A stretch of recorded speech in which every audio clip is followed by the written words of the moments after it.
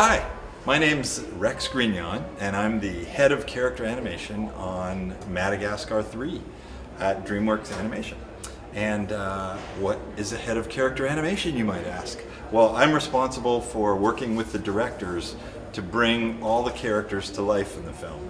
And I have a team of about 50 animators, and together we all work on all the characters in the film, and we bring them all to life. So we get to be silly, we get to be actors, we get to be a giraffe 1 minute and a little tiny mouse lemur the next minute, or a 2,000 kilo hippo one day. So it's a great job. I love what I do. I've been animating for 25 years, and well, I'll tell you a little bit about how I got here. I started off when I was a little kid, when I was 8 years old, animating Lego blocks across our living room floor. And we had a camera that could take one frame of film, and I'd move the Lego block and take another picture and move the Lego block. And this was amazing to me, that I could create movement.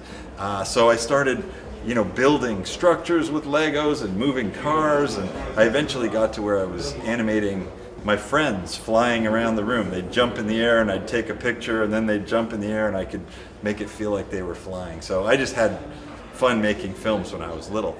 I then went to animation school. I'm from Canada. I went to animation school in Canada. There's a school called Sheridan College that specializes in traditional hand-drawn animation. So I went there and learned how to do that. And when I finished, there was a school in New York City, right near New York, that was doing this new thing called computer animation.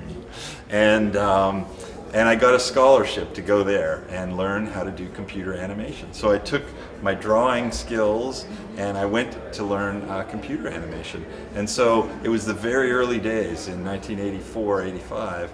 So there wasn't much character animation then.